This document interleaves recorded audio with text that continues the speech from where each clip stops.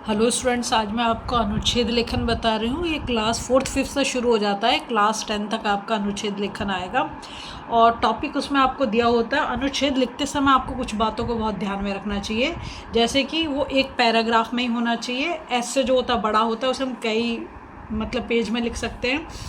तो लिखते समय एक तो आकार सीमित, तो आकार सीमित का मतलब है लगभग 80 से 90 या 100 से 120 अगर उसमें दे रखी है, शब्द लिमिट दे रखी होती है। दूसरा, एक केंद्रीय भाव या विचार का क्रमिक विस्तार हो, ये नहीं हो कि कहीं से शुरू करके कहीं पर आप एंड करो। दूसरा जो है, उसमें आप मुहावरे वगैरह भी यूज़ कर सकते हो, ठीक है। तीसरी चीज़ है, भाषा में विषण रूप, सहजता तथा प्रभाव हो, मतलब एक फ्लो में होना चाहिए।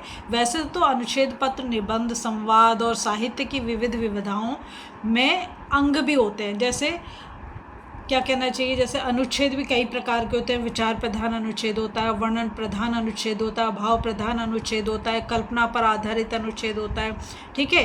कुछ आप देखते होंगे कि जैसे परहेज सरस धर्म ने भाई और क्या का वर्षा जब किरसा सुखानी, तो ऐसे भी होते हैं कुछ कुछ, ठीक है, सूक्ति उस पर।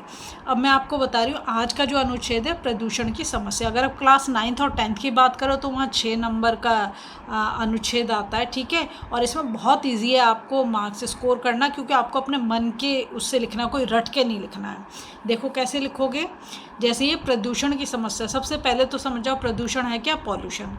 और पॉल्यूशन तुम बचपन से पढ़ते आ रहे हो, कितने तरीके का पॉल्यूशन है, कई तरीके का पॉल्यूशन है। पानी वाला है, ध्वनि वाला है, ठीक है, वातावरण वाला है ना, वायु प्रदूषण है।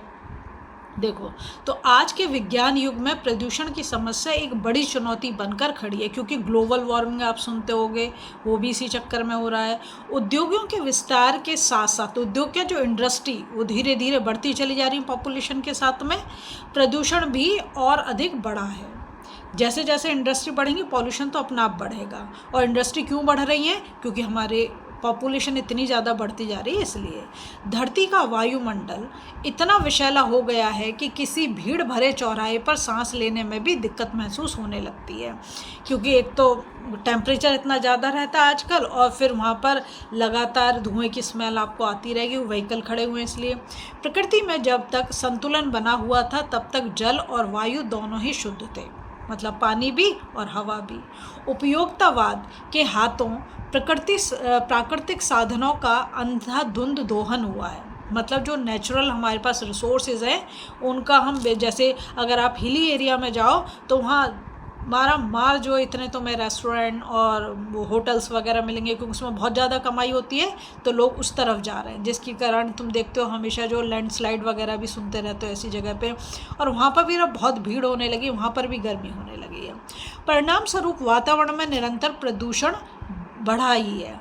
आज स्थिति यह हो गई है कि न केवल हवा बल्कि जल स्रोत दूषित हो गए हैं। जल स्रोत का मतलब है कि जो वाटर बॉडीज़ हैं, ठीक है, जहाँ से वाटर हमें मिले, जैसे रिवर है, लेक है ना। इतना ही नहीं, अब तो ध्वनि प्रदूषण के भी दुष्परिणाम सामने आने लगे हैं। कैसे कि अगर बहुत ज़्यादा आप क्या कहते हैं, नॉइज़ पॉल्यूशन में रहोगे, तो आपका जो सुनने की क्षमता कम होने लगती है।